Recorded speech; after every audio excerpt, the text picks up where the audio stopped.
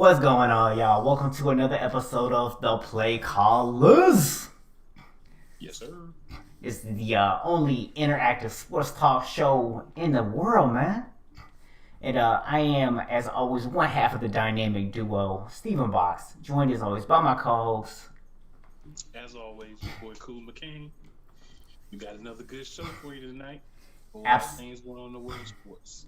Absolutely, real quick before we jump into it, if you are joining us live on YouTube, make sure that you first and foremost hit the subscribe button down in the bottom right hand corner if you've not done that. If you've done that, the next thing that we want to ask you to do is hit that share button, and so other people can find out about the show as well. And then finally, because we love to interact with you guys, make sure you jump in the chat with your thoughts, your questions, anything you want to talk about, just throw it in there. And if you are listening to us on a podcast and you cannot join us live on Friday nights, that's cool too. We appreciate you. Also, make sure you hit the subscribe and share buttons there as well. We definitely would appreciate it. So cool. We talked about this a couple weeks in a row now, man, but I got to keep coming back to it because it's just so unprecedented. We got college football, we got NFL, we've got Major League Baseball in the playoffs, we got the NBA Finals, we got the WNBA Finals. The NHL just wrapped up their season with the Tampa Lightning winning. I mean, bruh, there's so much going on right now in the world of sports. This is like unprecedented for this time of year. Yeah, it's a magical year. We had a lot of months we didn't have sports, and then it's like everything just came back at once. Not complaining about everything coming back at once. Just it's nice to have things spread out a little bit more, just for the constant enjoyment. But hey, this is the other side of it. I'm good with it. Absolutely, man. So, what do you want to kick it off with tonight, man? What's the first thing? Well, man, I figured just got through talking about MLB, so we can drop a little info on what's been happening with Major League Baseball last couple of weeks. We haven't really been able to focus on it a lot because so much going on with so many different things in the world of sports. It's been kind of hard to fit everything into an hour. So I want to give Major League Baseball a little love. WNBA, if we don't get to you this week because of everything's going, we'll make sure we hop back to you next week for sure. Yeah, and and just real quick, I did mention it there in the introduction, but do want to go ahead and congratulate any of the hockey fans out there, especially any Tampa Bay Lightning fans who just won the Stanley Cup. So congratulations to you guys. I know we don't talk a lot of hockey on the show, but definitely want to recognize the accomplishment that your team just had. So Absolutely. Like I said, with an hour, it's difficult to get to every single thing, but do the best we can. Speaking of Tampa Bay, your baseball team is in the playoffs in the round one. I guess we're calling it the wild card round, or the I forgot the technical name for it, but the first round essentially of the Major League Baseball playoffs. The Rays swept the Toronto Blue Jays, so Tampa Bay's advancing. And then you had the Oakland Athletics taking care of business with the Chicago White Sox. They won that series 2-1.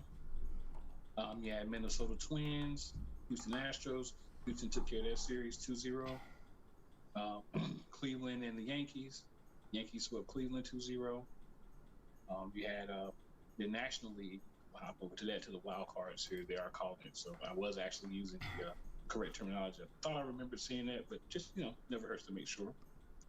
Uh, so over in the National League, we start off with the Dodgers and the Brewers. Dodgers won that series 2-0, so they advanced into the next round. Braves and the Reds. Braves took care of Cincinnati in two. yeah, Braves advanced. You had the Cubs and the Miami Marlins.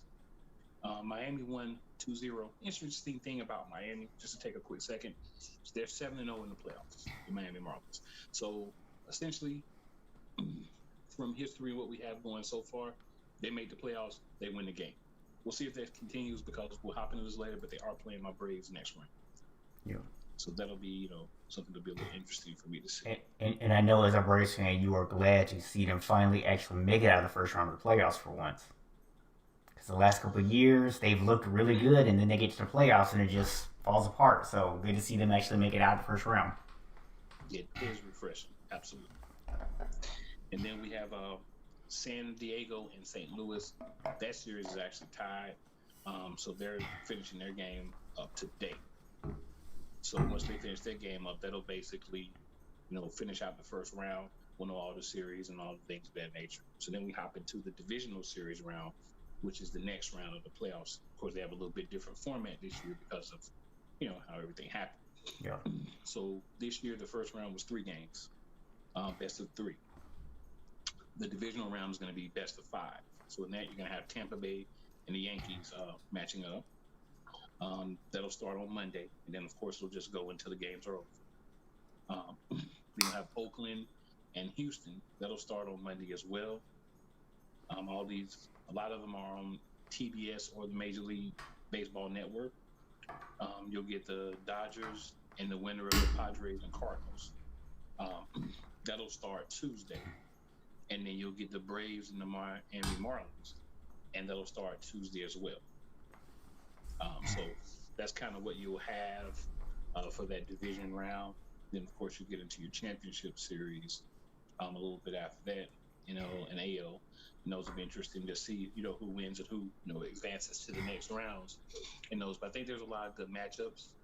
If we had a little bit more time to go in depth, we could kind of talk about those matchups. But I do want to try to, hop on everything. So we're going to leave it at that for now. But we'll be at least hitting you guys with a recap of what's happening for the remainder of the playoffs. I want to at least, incorporate as much as we can as far as sports go, because we're a sports show. Yeah, and plus the NBA will be either wrapped up or getting close to wrapped up by this time next week. So that would definitely free up some time for us to talk a little bit more baseball as well. Absolutely. So real quick, man, we do have the WNBA finals going on right now as well. Pretty interesting matchup over there. You got the number 1 versus the number 2 seed. But this, to me, kind of feels like one of those old school LeBron series, like when he first came in the league, and Cleveland didn't have a lot of talent, but he was carrying them to the finals, and he was basically the whole team, and then they would go to the finals and then lose to better teams.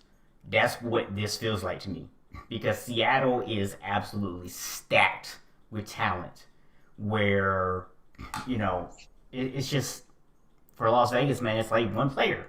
That's really like a whole team right now. But you got, the current MVP against the 2018 MVP. So that's obviously going to be a great matchup, but I just think that Seattle has too much talent overall. So they're playing the best of 5 series.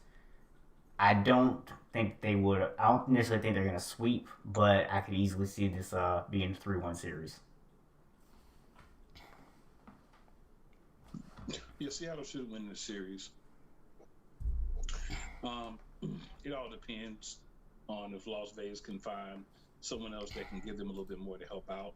But if you're just looking at teams and be honest with yourself, clearly the better team is Seattle, from top to bottom. Yeah. But, sometimes you have that thing where you have 1 or 2 people just really get off and, that changes the game. But, you look at Seattle, you look at Breanna Stewart, Sue Bird, you have so many different weapons. And we're talking about the aces, you're talking about Asia Wilson and some other people. Angel McCautry is a really good player. She's on the team as well. And I'm not diminishing them, saying that they don't have any talent. Yeah. But when you look from top to bottom, roster versus roster, you have to say that Seattle has a better roster from top to bottom. But it could be interesting because, like I said, if some of those other people can have a couple of those games where they play a little bit better than normal, and I think the bubble's a situation where that can happen because there's no home court, really. So you're kind of all on the even ground. But I do expect Seattle to come out on top of this series. Yeah. But it'll be interesting to see how it plays out. I mean, these were the top 2 teams during the course of the season. Both finished 18-4, so we'll see. Yep. So, man, before we jump into the NBA Finals, I think we got to go ahead and switch gears over to the NFL. And specifically, the first thing we got to talk about, because we're going to come back and do our picks at the end of the show. But the first thing we got to talk about with the NFL is this situation with the Titans, which has now impacted the Titans and Pittsburgh game. Which, by the way, I don't know if you saw, they did announce they're going to replay it in week 7. Is when that game is going to get played. But it's going to be interesting to see how that goes. And the conspiracy theorist in me, man, says kind of convenient that the NFL made this decision to have the teams who played each other in week 4 have the same buys. And here we are in week 4, and we have our first major outbreak and issue and game that has to be rescheduled because of that. Now, it could be coincidence, but man, that's a heck of a coincidence. And I know that as a Ben Roethlisberger fantasy owner, you're not very happy about this, so I'm going to be curious to see what your overall thoughts are here. Well, man, the biggest thing you learn when you're a fantasy football owner is you have to have 3 quarterbacks. If you're in a 2-quarterback league, if you're in a 1-quarterback league, you have to have another quarterback that you feel comfortable putting in if something happens to your starter. So my backup in one league is Cam Newton. So I'm fine with throwing Cam in for a week. He may not give me as much as Roethlisberger would have. He may give me more. The other league is a 2-quarterback league. And I already have to start Carson Wentz. And now I'm going to have to start Nick Foles. But the options were either, because it's, 2-quarterback league, 11 teams, it's a points league, so not a lot out there. The other option would have been to continue with Sam Darnold. And I have to tell you, that was no.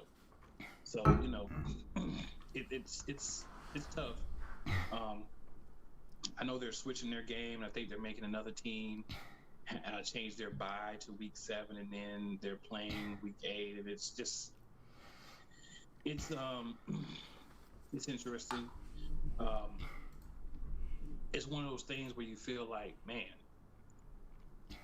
honestly, you knew at some point somebody was going to, come down with the coronavirus, because you're not in any type of bubble situation. You're going home, you're going out to the store, you're doing whatever else, and then you're showing up to the facility when it's time to practice or play. So honestly, it's not a surprise. And I know they were going to attempt to play the game like on Monday or Tuesday. That wasn't going to happen when they first announced it. Yeah. And then some more Titans players came out with the virus that they failed their test, and I was like, yeah.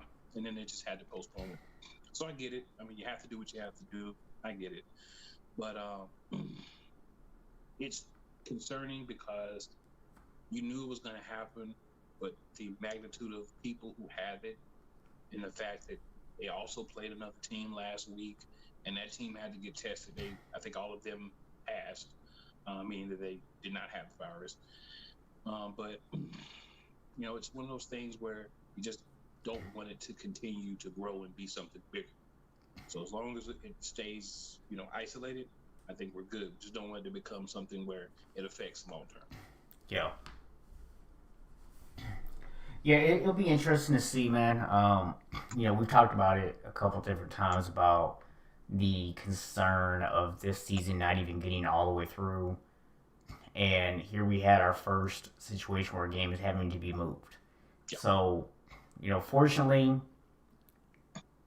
conveniently, it did happen on the exact week that they arranged all these things for. But what happens if this happens again in week 5 or 6 or 7 or 8? Now all of a sudden it's just getting harder to switch games around. What if this happens later in the season, like week 12 or 13?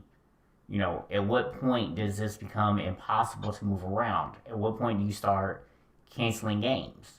If you have to cancel a game and you have 2 teams that can't play each other, how does that impact tiebreakers and records and placing in terms of playoffs? Because we've talked about before that, the one thing with the NFL is that the seeding does matter, and things like winning your division, get you a first round bye, possibly, or it might get you at least a home game, although I'm not sure that that's even going to matter so much this year.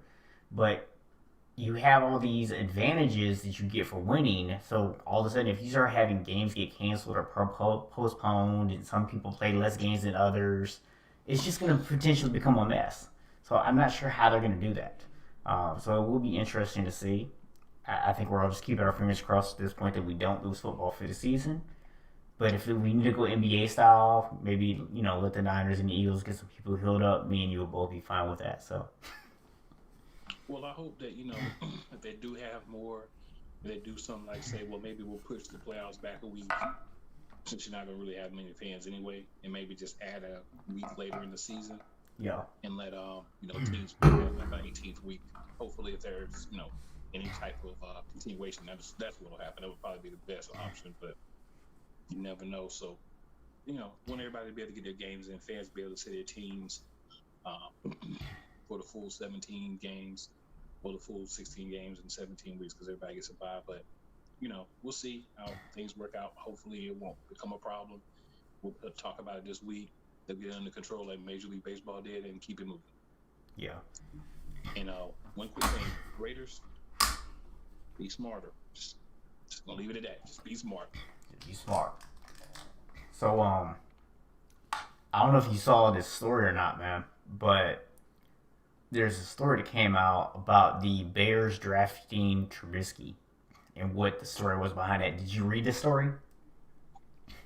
So apparently, John Fox wanted to draft Jamal Adams. Now, I'm going to tell you, I understand that you maybe, you obviously wanted Watson or Mahomes above the guy that you ended up getting. Cool, I can respect that. And I can respect the fact you wanted to get Jamal Adams. But, bro, you telling me that you were going to roll with Mike McGlinnan as your quarterback? Really? Really? Okay. Well, I mean, you drafted him anyway, Mitch Trubisky. The funniest thing to me that stuck out to it was when they said that the problem with Mitch Trubisky is something you can't teach. He didn't have a lot of high-profile, high-stress games in college. So if you knew that, why did you trade up, give up assets to get this guy if you didn't really believe he was the guy? Apparently the GM believed. Huh? I said apparently the GM believed. GM's crazy. Yeah. This kind of thing that costs your job. For real. When you draft the wrong guy at quarterback, and there's here's the thing. If you have a year where you don't really have a franchise quarterback come out of the draft, you may have some guys that are okay, but you really don't have a franchise quarterback. It's like, nobody really paying out. But when you were going through the evaluation process, the article states that they knew within the organization that he was at least third of those three quarterbacks as far as game experience and development and certain, things that they knew that he was behind them in. Yeah. So knowing that, if you believe that he's your guy, if you're evaluating him that way, don't you think other teams are probably saying, hey, I don't know about this guy either. Yeah. I would have said, you know what? I'm either going to A, stay put, or I'm going to B, say, I hope he's going to be there. Maybe we'll drop down to 10, gain some more assets, and hopefully he'll be there. If not, we'll go with someone else. I mean, I think Chicago had the right mindset in drafting a quarterback. I don't know that I would have traded up to get him. I may have said I'm going to trade back and just let the chips fall where they may. Whoever's there, this will take, or I'll take another position. Yeah. But I think getting someone in there at quarterback was definitely the right decision based on what you had at the time. Mm-hmm. But you had to hit with that pick, especially if you're going to trade up. And you didn't hit with that pick. Not and at all. The reasoning that they made the pick did not make a lot of sense. Because a lot of the things were saying he wasn't the guy, but then they love like ridiculous things that don't even make sense as to why they decided to make him the dude that they chose. And that's the kind of thing that gets you fired because it means you don't know what you're doing. Yeah. And the thing about it is, I remember going into that draft, nobody was really talking about Patrick Mahomes. So I can forgive the fact that most people weren't looking at Mahomes. If you overlooked him, I can't blame you for that because I think a lot of people were. But at the time, everybody just said, I don't understand how you possibly picked him over Deshaun Watson. It just made no sense at all. Like, Organizational ignorance. yeah, The coach told you. His college coach at Clemson came out and said, "This guy to me is the Michael Jordan of college of football. He's a guy you could win with. I mean, he gave this dude so many gleaming endorsements. And this is Dabo Swinney we're talking about here. So you don't hear him come out and say it about a lot of guys that have played for him, right? Even guys that have been good NFL players.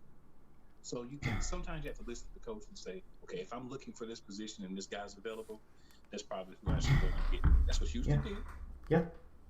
You know, Yeah. and it begs to point out the current GM wasn't the GM then, because this idiot probably would have traded up and drafted Trubisky too. Probably gave it 2 first rounds for him. But that's why it's important to have the right people in these positions, man. When you're building an organization, your GM needs to know what he's doing, and if he doesn't, he needs to leave those decisions to football. Absolutely. When you have a GM that sort of knows what they're doing, but really is enthralled with this guy and has made reasons why, or made up metrics, or had metrics made up to make him feel comfortable with picking a guy he shouldn't pick, this is what you get. Yep. So we'll come back and we'll finish up some NFL talk at the end, man. But let's switch gears and talk a little NBA Finals here, because I know you got some thoughts that you want to share about the absolute overreaction to Game 1. Yeah, I first want to say, I got to read my playoff beard. You know, we're out now. Denver's out, so I went ahead and trimmed it up a little bit, shaved it down. Playoff beard's gone. We're not in the playoffs. So, yeah, would have rather had it another couple of weeks, but it's all good. I think a lot of overreaction to Game 1. A lot of people saying, oh, you know, the Lakers are going to sweep. Lakers are going to win in 5. I don't see Miami winning more than one game and blah, blah, blah. Understand this. The Lakers had a dominant performance in Game 1. No one can take that away from them. The Lakers had a dominant performance in Game 1 of the last series against the Nuggets. You know, draw some comparisons to what you've seen lately. So the Heat are going to be without Bam tonight. So that's going to make it more difficult. But there are other bigs on the team. So now you're going to be in a position where you're going to have to spread the ball out more. You're going to have to play your more traditional bigs, which may actually help you. Because Bam is actually the same height as LeBron. And Anthony Davis is taller than both of them. All the bigs pretty much for LA are tall. So maybe you'll play Olynyk more, get him in the post. Maybe some of those other guys you don't play as much from the bench you bring in. I think Solomon Hill's another guy that plays in the post. So you have to change the way you attack. But the other thing you want to make witness of, and this is anybody who's watching this game, whether you're a fan or you're just a casual person just want to see the finals. LA shot an amazing percentage from 3. Now, if you look at the stats, and we talked about this earlier, they did catch up as far as Miami by the end of the game, got it pretty close as far as 3 men. It took them the whole game. And it took them having a situation where the game was over, no pressure on, and you're putting in other guys that really don't do one thing but shoot to, you know, get there. The Lakers are clearly, from what we've seen throughout the playoffs and up to now, the better individual talent as far as the team goes. For Miami to win this series, it's going to have to be team basketball. It's going to have to be passing. It's going to have to be switching. It's going to have to be doing what they've done to get here. They didn't do a good job of the game when they kind of got lost. I think LA hitting a lot of threes on them, and there's only one LA team left now, so we just say LA. That really kind of got under them and made them make some changes they should not have made as far as how they were playing defense. I think when they went to the zone, they really lost the game. Yeah, that zone did not work well against LA. That was not the team to play that point in the game. But you had to try something because you wanted to try to get them out from shooting all the shots.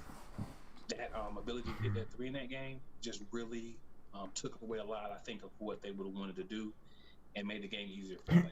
And let's talk about real quick why LA had some success from 3 that they had was because when Miami went into that zone, they were very slow on their rotations. They were not chasing guys off the 3-point line. If you give a guy like Danny Green, who's actually been struggling somewhat in the playoffs, You go and give him 3, 4 seconds to get himself positioned to shoot that shot, he's not going to miss. He's going to make those. So, Miami in game two has to do a much better job of rotating over on those threes and getting those guys to take pressure shots or getting them to come off the 3 point line. If you're just going to sit there and let those guys shoot wide open threes, they're going to hit them. Well, Miami's got to hustle overall more. Like Miami Yeah. has to hustle. They have to be the grittier hustle team with more hustle. The team that has the more hustle, the more diving on the floor, being more aggressive, playing above themselves. Because I think if you look at just from what they've done all season, and all bubble. We won't even go to pre-bubble. We'll just say all bubble. If you look at what they did, they hustled, they shot, they made the right shots at the right time. They took a lot of threes. They crashed the boards. They got a lot of rebounds because while they don't have the really large size for most positions, they have pretty height-wise tall guys to play those positions. They should be able to get their hands up, get some rebounds. They passed a lot better than they passed in this game. I think this game was more just, we're down.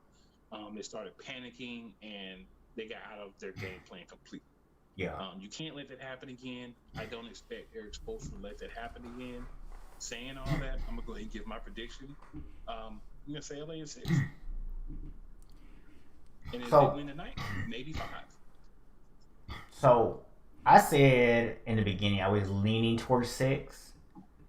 After game one, I went to 5, and my reason wasn't because LA blew them out, because and I forget who it was that said this. I can't give them any credit, but somebody was saying this on the show yesterday, and it's actually true. It doesn't matter that LA blew out Miami in game one. If Miami comes out and wins by 1 point tonight, the series is still 1-1. You don't get bonus points for blowing somebody out. You get wins for winning the game. That's it. Doesn't matter how many points you win it by. So the blowout itself doesn't mean anything to me. I mean, look, LA blew Denver out in game one. And then we had 2 games in that series that came right down to the wire that we could have lost. So just because you blew somebody out game one doesn't mean that you're going to go out there and dominate them. The reason I'm moving it to 5 is I'm just looking at what's on the floor. I'm looking at what's happening. And I'm accounting for the fact that Miami's going to play a little bit better, so the game will be closer. But I just feel like LA has such an advantage. I think Miami will make enough adjustments to win at least 1 game in this series. Now, I'm not going to sit here and say I'll be shocked if it goes 6 games. But I do think that LA will win in 5. Depending on how badly these injuries affect Miami, it could be a sweep. I'm not going to predict a sweep because I think that Miami will find a way to win at least 1 game. So my prediction is going to be 5. And it has absolutely nothing to do with the fact that it was a blowout in game 1. Miami's going to shoot a lot better from 3. I anticipate the rest of the series. If they don't, they will get swept. They're a 3-point shooting team. They have several guys who they rely on to make threes. Crowder, Butler at times, Tyler Hero, Dragic if he's playing. If he's not, they're going to expect Kendrick Nunn to make some threes. They got Duncan Robinson, the guy that's his specialty. So they have a lot of guys that they're going to anticipate. Olynyk, he'll step out and shoot threes sometimes.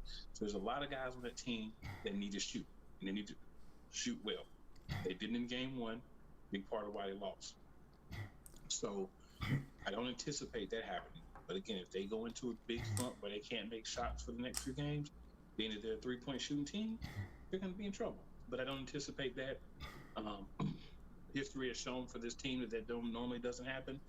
It can happen, but it's not something that they've shown the propensity for them to do. So I expect them to come out and play hard. I expect them to come out and play better. And I honestly expect them to win 2 of the next 3 games. Okay. If they don't, they're going to be in trouble. What you don't want is to get down 2-0 to the Lakers. If you're down 2-1, the thing is this. The first game was more important for Miami. They didn't come out and play that way because you don't want to continually play from behind with a team like LA. The veteran presences that they have and the lack of some of that you have. You have a guy like Iguodala who, obviously is a vet, another guy we haven't talked about yet, but brings a lot for that team. But you need to play really good games to win. So tonight is almost honestly like a must-win for Miami. They can't afford to go down 2-0. Because if you go down 2-0, then you have to win 2 of the next 3 games to stay alive. Yeah. So my thing is, if they win tonight, which would be the best case scenario for them, then that puts the series at 1-1. Then they can afford to go out and lose in game 3, even game 4, and my prediction can be correct. But if they go out and lose tonight, then they have to win 2 of the next 3 games in order to stay alive. That's where you get into the situation where you overdo it, you overexert yourself, people are starting to get tweaks, people are doing too much, they're getting burnt out by the 4th quarter. Those are the type of situations you don't want to put yourself in. So in order to not do that, you really need to win tonight if you're Miami. If you're LA and you lost game 1, you can lose tonight. It's not as big of a deal because you have the better individual talent. So if that individual talent were to take over and say, we're going to put the game on our backs, you can pop out 2 games, bro, no problem, leave that series up. If you're Miami, you don't necessarily believe that you can do that to this team, especially since you don't have a defensive answer for Anthony Davis. And I will say, man, one thing that's interesting about this year in this series versus any other year in the series is you are now asking for some rookies to be able to step up in this big moment and play well. And in this bubble environment, that's not as big of an ask. Asking those guys to go on the road in LA and now have to step into those roles, I would be sitting here telling you LA's going to probably blow them out again tonight. Because that's just not realistic to put that kind of pressure on young players in their first NBA Finals on the road, and they've never experienced that kind of environment before. But in the bubble, man, it's so different because now everyone is on even ground, and we've seen it the entire playoffs. You've got guys who normally don't step up. You got guys who normally disappear, James Harden, who actually didn't disappear this year. So it's 2020, man.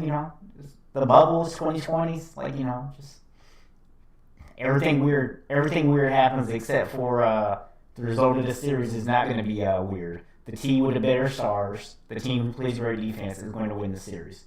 Whether it takes 4 games, 5 games, 6 games, I don't know. But LA is going to win the series. They should win it, man. I mean, honestly, they should. If they don't, I don't know. Something must have happened to derail them to a point where they can't win. But I would definitely say that if you look at this series, you're expecting LA to win. Unless you're a Heat fan, then you probably want to win. I get it. I wanted to win against them last series, but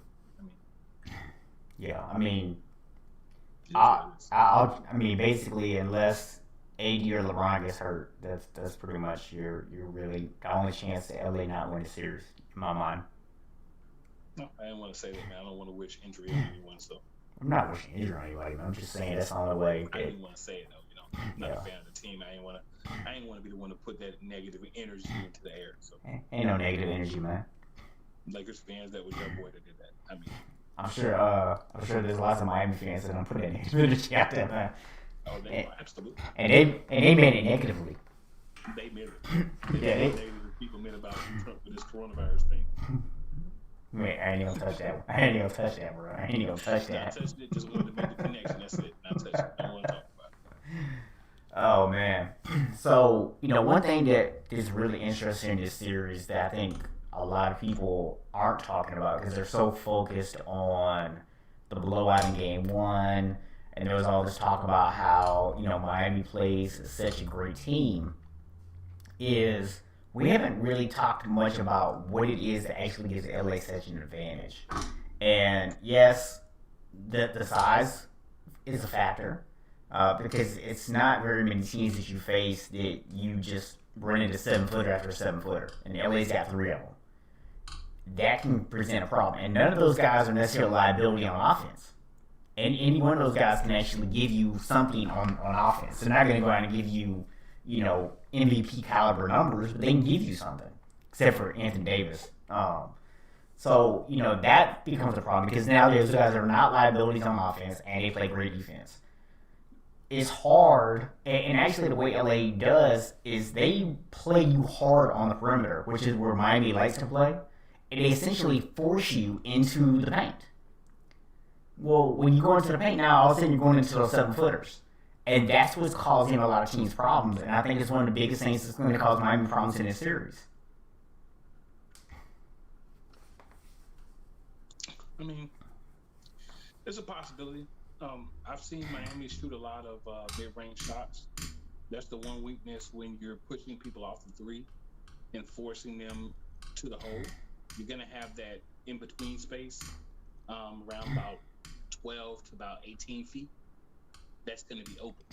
Yeah. Miami has quite a few guys who can make that shot on a consistent basis. So anytime, whatever defense you're playing, there's always some weakness, right? If you're playing tight man, you run a screen, you get open shots. Yeah.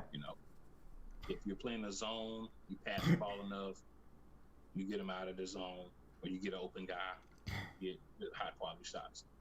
If you're playing a defense where you're forcing people, which LA does do, off of the 3-point line, see, the thing that a lot of teams don't have, and I'll include Denver in this, is the mid-range shot. Because they either don't shoot it or they can't shoot. A lot of times it's can't. Sometimes it's just you get so in love with the 3-point line that you don't want to shoot the twos anymore. But you have to look at the weakness of the defense, and you have to exploit that. Yeah. And for the way that LA has been playing, you are right. They try to force you all the way to the hole where you've got the 7-footers. So you've got to be able to pull up and hit the mid-range shots. That's how you get them out of that and get them to say, well, this is not working with this team because they're actually pulling up and making those mid-range shots. That's something Butler's done on a consistent basis in his career. That's something that none actually shoots better than the 3. Hero does that. He'll go all the way to the hole, but he'll pull up on you as well. Robinson can step in and do that. So they have several guys who can do that as well. So that's why I think this is a unique series, and that's why I say this can go to the 6 games, because they have the ability to exploit that one weakness in the way LA likes to play defense that a lot of teams have not exploited. Houston is not shooting anything but threes or all the way to the basket. Westbrook is all the way to the basket, a couple other guys, and the rest of them are number 3-point shooters. They've abandoned every other shot.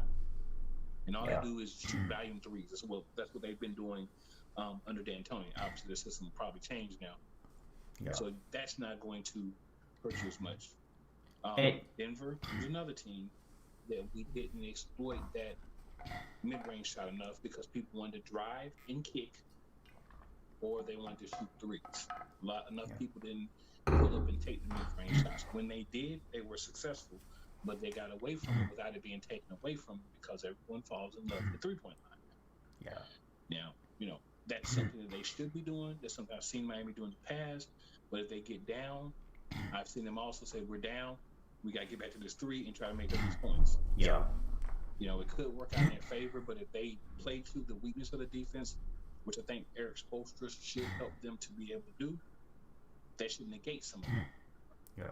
Yeah. And I will say, and we'll go ahead and switch over to football for the last 20 minutes of the show here after this, but I will say as a Lakers fan that if you're going to give me a choice of where do I want to give up shots, if we can force Miami to pull up and have to hit 15 to 18-foot jumpers the entire game, I can live with that.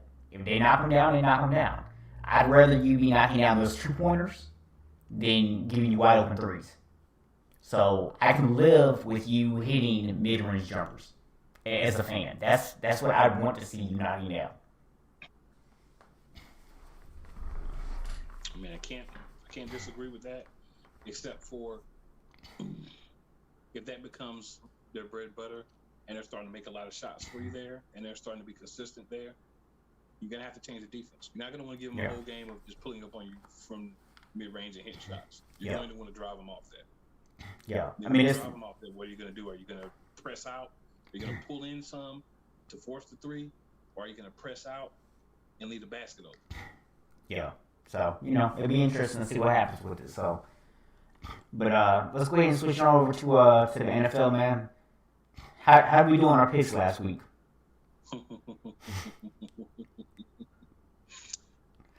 Well, some of us did better than others.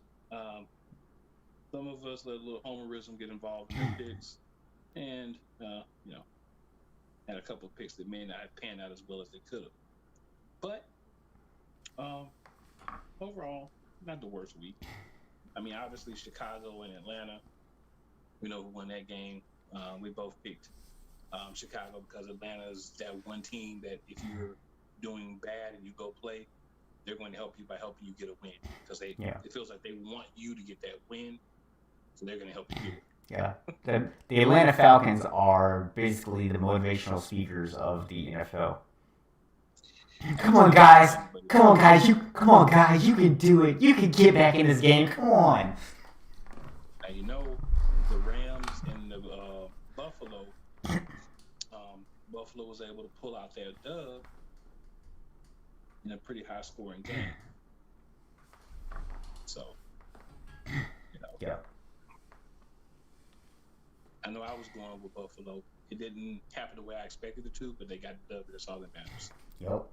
Washington and Cleveland, we both picked the football team because you're playing Cleveland and you know how that goes. But didn't Cleveland win? Excuse me, you're right. Cleveland won, so we're both wrong. Yeah. Looking at that backwards. Thank you for correcting that. You're welcome. Cleveland actually won. Surprised. Football team is bad, but Cleveland's bad, so I thought Cleveland was worse. I was wrong. Yeah. It happens. Yeah. Minnesota and Tennessee. Tennessee by 1. You picked Tennessee. I picked Minnesota, I believe. And it happens. Vegas and New England. I'm pretty confident we both went with New England. Yeah. And Cam Newton. So that one worked out to our advantage. The Giants are Atlanta Falcons 2.0, and then the Jets are 3.0. So if you're playing the Jets or the Giants, I'm going to be expecting you to win, or the Falcons, unless you are the Falcons. So if the Falcons play the Jets or the Giants, I'd have to take the Jets or the Giants because I feel like the Falcons are that bad. But anyone else, they're all in the same category. Then we get to the most disappointing game of the day, the tie. I don't care if my team's involved or not. A tie is like trash. A tie is like the piece of gum that's been on the bottom of your shoe for like a week, and you just keep forgetting to take it off until you walk on like a hard surface and pulls and it irritates you.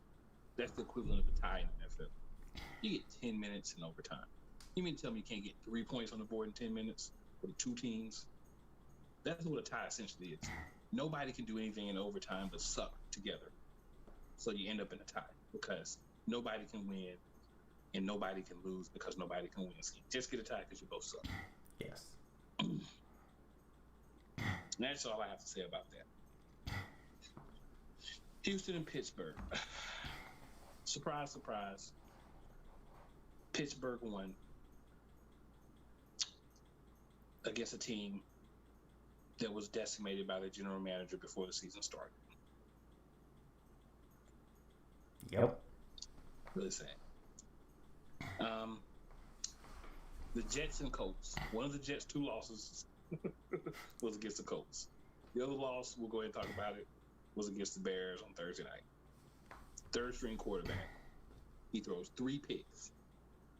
You get a pick 6 on one, you get field goals on the other 2, and you still lose the game. Adam Gase still has a job.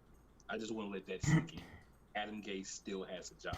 Well, let's also not forget. I mean, granted, San Francisco has a very deep roster with a lot of talent on it, but we were literally without like 50% of our starting lineup, either at the beginning or by the halftime of that game. It still actually destroyed the Jets and the Giants, for that matter. So yes, those it's just, it doesn't make any sense. How you can be that bad, it can be your job. Me and you can you can be the head coach. I could be the offensive coordinator. You can do better than Adam Gase. Yeah, as long as we don't have Sam Darnold as our quarterback, we can pick our own quarterback, right? We're not going to have the same drama because we're not going to be jerks. Like we've accomplished something when we don't have any more accomplishments than the players. Adam Gase should have learned that, but he didn't. That's why the best player on the team is now in Seattle. Yeah. Laughing at you. I think he's hurt, but he's still laughing because he's not hurt. He's coming back to a better team. Yeah. All right. Then we have Carolina and the Chargers. Carolina did exactly what I expected them to do. They came out and grinded the ball. They allowed Keenan Allen to pile up yards, but they tightened up in the red zone. They scored enough, ran the ball enough to get the win. Even though they don't have McCaffrey, they're using his backup in a similar role.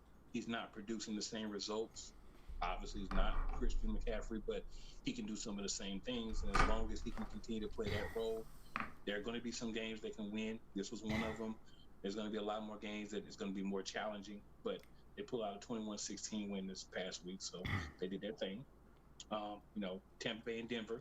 We talked about Denver got the win on Thursday. They took a fat L here against Tampa Bay. Tom Brady, Tampa Tom, did his thing, and pretty solid win. Yeah. Not much to talk about. They did what they're supposed to do. Shocking game of the week from a perspective of us making the picks was Detroit, Arizona. Yeah. Anybody who picked Detroit over Arizona, congratulations. You were amazing. Right. If you could show us that, if you're watching the show and you can show us that you picked Detroit over Arizona, you can come on and do a show with us because you know how to pick. Yes. You know something we don't. We will let you come on and do the whole pick segment. You know what I'm saying? We'll let you pick, and then we'll go off your picks. Well, I'll be over here taking notes. Like, And of course, Dallas and Seattle. We knew who was going to win that game. Better team won. Period. The NFC sucks again. New Orleans and Green Bay. I believe you picked Green Bay, and I picked New Orleans. Thank you for stinking again, New Orleans. And hey, and I had picks that were sure to go wrong. And Michael Thomas is out again this week, so I don't know who New Orleans is playing, but I'm probably picking them. Well, I can tell you one thing. My fantasy season is going up in flames. And we had the Kansas City-Baltimore matchup. That was way more one-sided than I expected. Yeah, it really was. I didn't expect Kansas City to win just because you had everything. And Baltimore, of course, had some struggles that came to light in the game. But a little bit more of a blowout than I expected. But hey, not surprised about the win. All right. So pretty much takes care of last week. Yes. Now we get a chance to hop into week 4 here. And of course, if you were looking for a Pittsburgh pick, you won't get that this week because you have to play in order to win a game. And they had the Tennessee Titans to thank for that. Great job, Titans. All right, so we'll start off with the 1 o'clock games. Got Indianapolis at Chicago.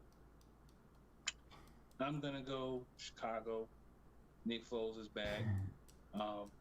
Starting. He's pretty much got a job now. This is a great week, actually, for me. They have to play Nick Foles because they're playing the Colts, and I don't know what's going on with them, but they're struggling quite a bit as well. So, just real quick, for anybody tuning into the show right now, if you guys want to go ahead and drop your picks in the chat, too, we'll be interested to see who your picks are. I'm gonna go with the Colts on this one. All right, and then we got Jacksonville at Cincinnati. I'm going to go Cincinnati. I'm going to say, they had to tie with us last week. You got a young quarterback. He did enough to possibly win, just as much as our quarterback did. All right. And I'm going to say this is the week he's able to put it all together. He's got a couple of different receivers that show what they can do. Got guys catching the ball in the backfield, running the ball. So, they're looking really well. I think he's maturing, and I think Cincinnati's going to get this one this week. You got the Bayou Bengal against the Stash. I'm gonna go with the Bengals. Actually, it feels weird to ever pick the Bengals to win a game, but Stash. That guy has the best mustache in the NFL, by the way. And the next game, we got Cleveland at Dallas. So I picked against Cleveland last week against an NFC's team, and I was wrong. I'm not going to make the same mistake 2 weeks in a row, taking Cleveland. It's a tough one. I'm gonna actually get the slight edge to Dallas on this one.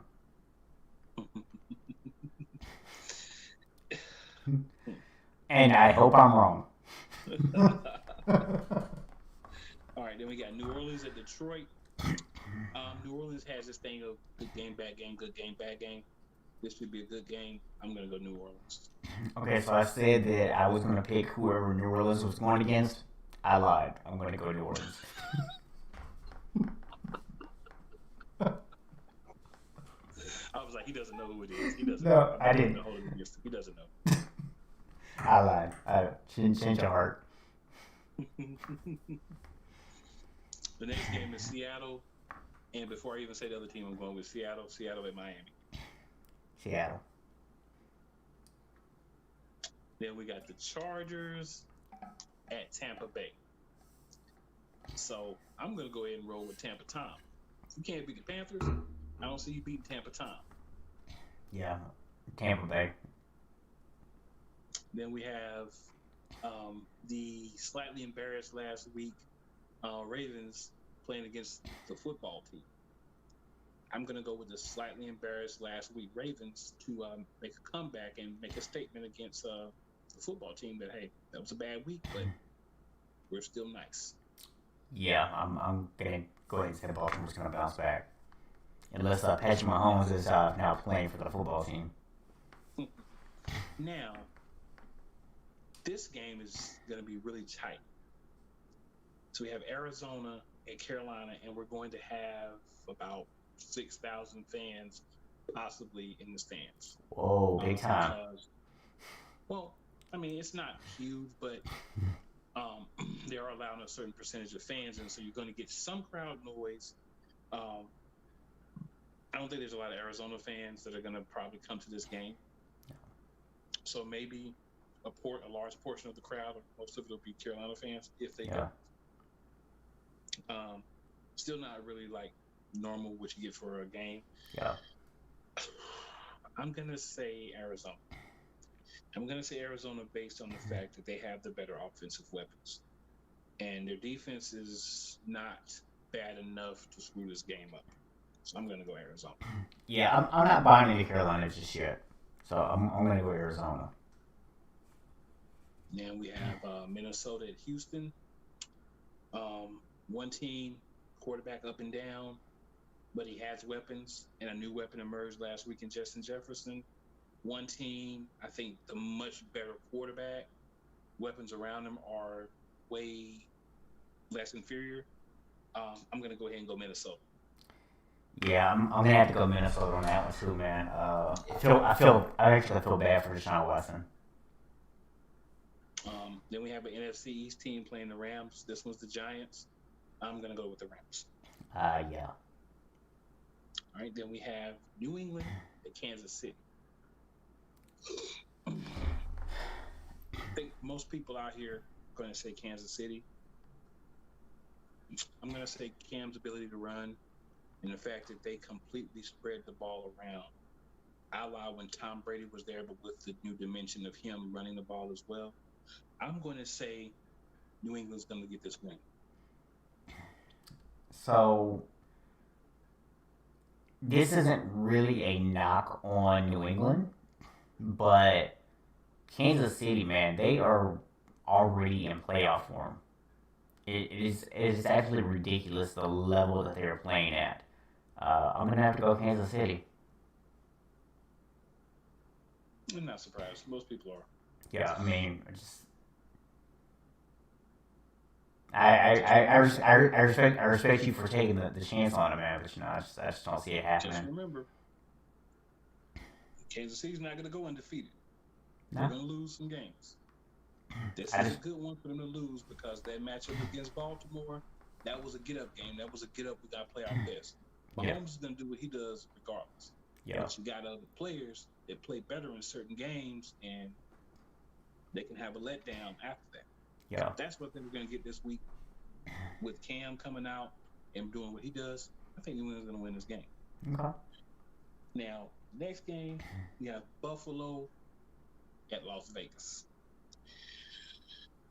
So a lot of games are kind of close. This is a game I feel is pretty close. Earlier, I was leaning toward Buffalo, but I'm actually going to go with the Las Vegas Raiders. I think Waller, the tight end, is a difference maker. He had a poor week last week. You're obviously not going to have all great weeks in any position on the football field. I expect him to bounce back in a major way this week. I don't know if Ruggs is playing or not. I know he's questionable right now. But even without him, they have enough weapons in Vegas where they should be able to get this win over Buffalo in what should be a pretty high-scoring game. Yeah, I'm actually going to go Buffalo on this one. And also, just real quick, shout out to Eric, who has joined us over here in the chat. So, what's up, Easy E? Big E!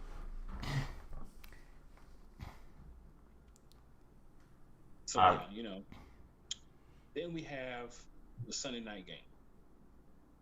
We've got the very disappointing Philadelphia Eagles against the very injured San Francisco 49ers. So all week, I've been saying I don't believe in anybody in the NFC East. I think we're all going to lose, and we've been playing like trash, and I'm very disappointed in my team as a whole. So all week, I've actually been saying I'm going to go San Francisco because I think they should wipe the floor with us. But I've changed my mind. I'm going to stick with my team because I think at some point we have to decide to get a ball to Miles Sanders, throw the ball to guys who want to make plays, and, Wentz has shown that he'll run the ball. So I think in a shocking upset, we'll pull out 3-point victory. I'm going to go Eagles. So, last week I told you that Miami was going to embarrass Florida State on national television. And this week, I'm going to tell you that San Francisco is going to embarrass Philadelphia on national television. I don't even know if Jimmy Garoppolo is going to play this week or not, but it doesn't matter. Deebo Samuel's coming back. George Kittle's coming back. Brandon Ayuk has started to step up last week. Kendrick Bourne is, that fairly reliable guy. Jared McKinnon has filled in nice in the run game. So, and Jeff Wilson Jr., all he does is come in and put up points every chance he gets. So, San Francisco is, even with all the injuries, still loaded offensively. Defensively, obviously, it hurts some of the people that you've lost. Fortunately for us, the Philadelphia Eagles have one of the worst receiving corps in the NFL. And so, the area that we're hurting the most right now is at cornerback, and that's not going to really hurt us that much against you. So, I just don't see this being I see this basically being the Jets Giants part 3, although I do think you guys will definitely play better than the Jets and the Giants because, you're not that bad. Simple rebuttal. We've had 3 weeks of trash Carson. He's heard it. The team's heard it. Everyone's heard it. We do have our hero of last season, Greg Ward, who's actually going to be featured for once in the passing game. So one of those bad corners you have is going to have to guard him. We may get Alshon Jeffrey back. We still don't really know. We don't know if he'll make it the whole game or not. But, we'll use Sanders in the backfield. Scott will get his carries. Hightower will get a chance to make some plays. We still have one of the best tight ends in the league in Zach Ertz. We did lose Goddard to an injury, but we still have Zach Ertz. So we have a couple guys out there to catch some balls. Yeah. Deshaun Jackson's not playing, but he hasn't played much all season anyway, so it's not a big loss, honestly. Yeah. So like I said, we'll be asking some guys that haven't had a lot of snaps this season to step up, but these are some of the guys that we had last year when everyone was hurt that stepped up. So, yeah. We'll see. I think for us to win, Ertz is going to have to put up 100. I think Greg Ward's going to have to put up between 80 and 100. Sanders will have to give us at least 150 in combined yards, rushing and passing. And we'll have to go with more of a run-heavy game plan. But I believe it's something we can do. We take our shots when they're there, and I think we can beat you. Hey, Okay. we may lose, and if we do lose, I'm not going to be surprised. But I think this is the week where we assess. We realize we're playing a team who's lost a lot as well as we have, and we try to go out there and get us a win. And I believe we can do. Okay. Go Eagles. Go Eagles. All right. Then we look at Monday night. We have Atlanta and Green Bay. I think I've made it clear my stance on whoever's playing Atlanta, but in case I haven't, the lopsided victory that you're referring to, I believe is a night game, but I believe you have the wrong day. I believe that Atlanta is going to get thrashed, mauled, and embarrassed, and I believe that Green Bay is going to have a good time.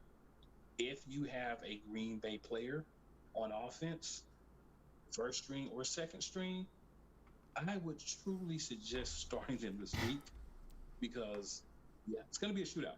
Now, Matt Ryan might put up 400 yards. Julio might put up 100, Ridley might put up 150, Gage might put up 100. They may run for 125. They'll still lose because that's what they do. They'll still lose.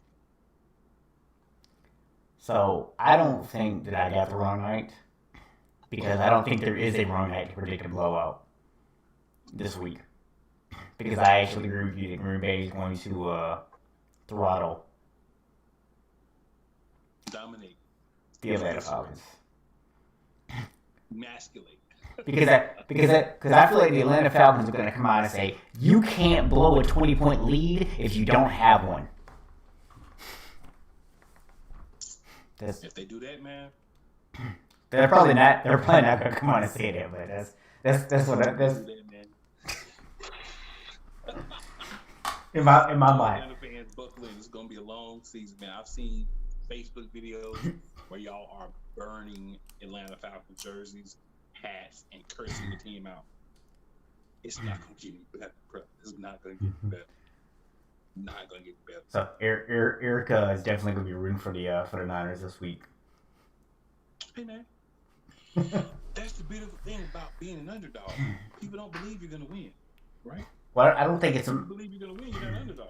Well, I don't really think it's a matter of if he believes you will win or not. I think it's just a matter of him being a Giants fan. He just wants to see you lose. Well, man, all I can tell him is,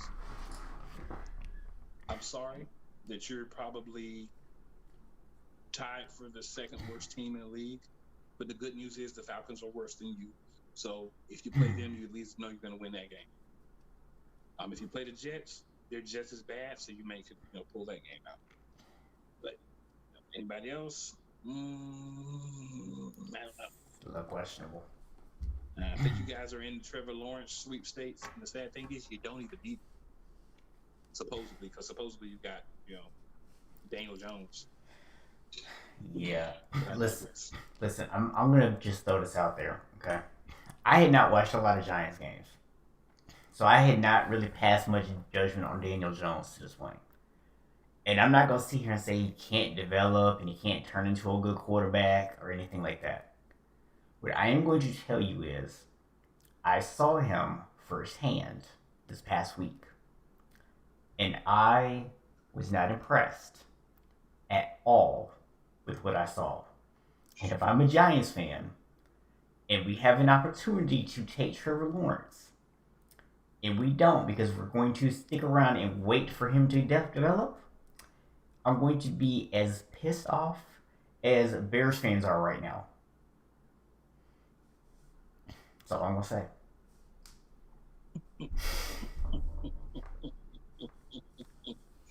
Why do you think a team with backup receivers was able to go 2-0 against them last year? Because Daniel Jones was playing quarterback. Yeah. I'm just saying. Yeah. And like I said, I'm not going to say that he can't develop or anything else. I'm just saying that as of right now, whereas he is currently, yeah, I didn't see it. I didn't see the confidence. I didn't see that swag that you look for in a quarterback. And the thing is, this is without Saquon too. So by the time you get Saquon, which is not going to be until next season, and it may take him a little bit of time to get himself back where he was at, this dude's confidence is going to be destroyed. Yeah, and I'll even throw this out there if Eric wants to comment on this. I actually think Nick Mullins had a better game. And keep in mind, I'm without my top wide receiver and George Kittle last week. So we weren't exactly rolling quality wide receivers out there. But you did have Jordan Reed, and Well- Jordan Reed can ball Well, 4 or 5 games before he gets hurt. Well- He put up 500 yards in 4 games. And then, he's hurt well, after that. well, what a phrase, which you told me a couple weeks ago. I can tell you didn't watch the game. You know I didn't watch it. Because Jordan, As soon as the Eagles got this time, I was done with football. because Jordan Reed's already hurt, and he got hurt early in the Giants game, and he's out 6 to 8 weeks. Oh, well, like I said, man, Yeah, good ball for a few weeks, but he's gonna get hurt. yeah. It's So only 6 to 8 weeks, so he'll get back before the end of the year, and he'll Yeah. be good for you when he plays. Like he's Yeah. to me, I mean, the first 2 weeks he was amazing. Yeah, the first 2 weeks he was amazing. he's the most amazing guy that can't stay healthy in the league. Mhm. He's the guy that you'll take a shot on because when he can play whatever amount of time he can actually give you, it's always productive. He just always gets hurt. Now, on a positive, as positive as it can be for a guy who's going to be out 6 to 8 weeks, this was an ankle/knee thing, not a concussion. That's good. Yeah, so I mean, and I'm not saying that in a sarcastic way. I mean, like, the dude's had so many concussions. I'm just glad to see him not get another one. Like, real talk. I'd rather be his leg at this point. I feel you. Now we have one more game to pick, and that's going to be our Thursday night game next week. In that game, we have Tampa Bay at Chicago, and I'm going to pick Tampa Bay as long as they can get back Fournette by that game. Yeah, I mean, both teams are gonna be coming off a short week. Neither one's getting a bye the week before, so I'm gonna go Tampa. I mean, it's hard to pick against them. It's not impossible to do, but it's hard to pick against them in this scenario because, again, as an Eagles fan, a lot of Eagles fans, are whining and complaining that we got rid of Nick Foles. Nick Foles is the guy that you bring in for spot duty. He's a guy that you has to have that right type of coach. He actually did an interview this week where he talked about how much he loves Frank Reich, who they're playing, who was our offensive coordinator the year that he was our quarterback when we won the Super Bowl. Frank Reich, whatever he did as the OC, he had Carson Wentz and Nick Foles playing out of their minds. Yeah.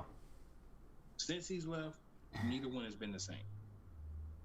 And people want to say, Nick Foles was good the next year, and if Alshon Jeffrey hadn't dropped the ball, maybe. But then we get to the next round. Is Nick Foles going to continue that match? Probably not. To me, Nick Foles is a guy, and this is not a knock because you need guys like this. We need him to win the Super Bowl. He's a guy that you can bring in as the backup, and he can play well. He's a guy that you can bring in for a small period of time, 6 to 8 games, he can play well. But you want him to be your quarterback for an entire season and then possibly in the playoffs, that's where you lose me. That's not something that he's ever shown in his career that he can do, either by injury or by getting benched because of play. So I think at some point in the year, you may see Trubisky back in the lineup. But if you do, it's a moot point. They probably won't even do it just because they know they're not keeping him. His contract's over because he renegotiated to last year off. Yeah. Well, they didn't pick up his option, I think, excuse me. But, I mean, Dak, if you don't get paid, there's going to be a job for you in Chicago.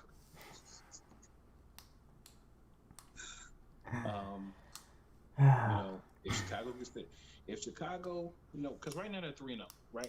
They're undefeated right now, aren't they? They're like the undefeated team. Everybody's like, they're like the worst undefeated team ever, or something along those lines. People are saying. Are they undefeated? Yeah. Look it up, bro. 3-0. Huh. Because they were 2-0, and I think Trubisky like threw an interception or something, and they took him out. And that's when Foles came in to like 3 touchdowns, and then he got in, and then that's when all the Eagles fans like, I miss Foles, and I wish we kept Foles instead of the younger guy, old Foles. That's where all that starts. So, Mullins is going to be starting for us this week, I see, and Yeah, apparently, and Drew Lock's 50-50 to actually play, believe it or not. Yeah, I saw them saying that Drew Lock might play. Huh. Yeah. Birds of 3-0. Shocked. Thought for sure they had lost at least one game. Yeah, they're 3-0. I saw that earlier, bro. I was like, the Bears. Because one of my friends is Bears, and he was on Facebook like, we're 3-0. They're disrespecting us. And I'm like, you're 3-0. Like, y'all must not play nobody. That must be what it was. Y'all must have played like the Giants, the Jets, and the Bengals, bro. Well, I know they played the Falcons, so that accounts for one. Okay, so they played the Falcons, so that makes sense. Let's see. Yeah, they played the Lions. Man, come on. You played the Lions, the Giants, and the Falcons. Stop bragging. I told you they played the Giants. Stop bragging, bro. They out there looking like Dallas last year. I'm about undefeated against trash. I was still thinking like, how they 3-0? That's how they 3-0. Played with the Lions. You ain't play nobody. And that's not saying a lot. You ain't playing nobody. Apologies, Dwight, if you're watching, but that's not saying a lot. Yeah.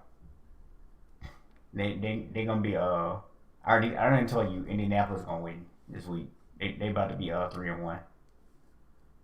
Don't even worry about it.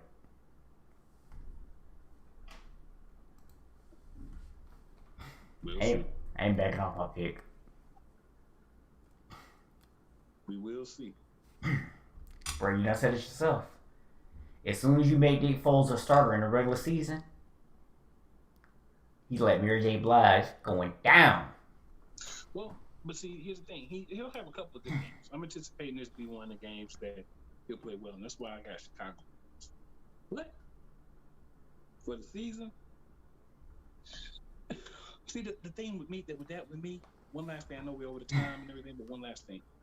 If you're pulling Trubisky, who's 2-0, because he made an interception, or, he fumbled the ball, or, turnover, whatever, something related to a turnover, if that's the short of the leash that he was on, why was he even the starter? Yeah. You know what I'm saying? Like, why was he even the guy that you started the game with as your quarterback, started the season with your quarterback, if that's how short his leash was? Right. That seems like you were just waiting for him to do anything so that you could have a reason to replace him. And if that's the case, you should have never put him in because it's trash. Yeah. Pretty much. Yeah, the wet trash juice dripping off the bottom of the bag. The bottom of the bag, that stinks, bro. They gets all over your brand new shoes. That's what that was. And then your mama yell at you, and she's like, "You shouldn't have warned him to take the trash out anyway." Yeah.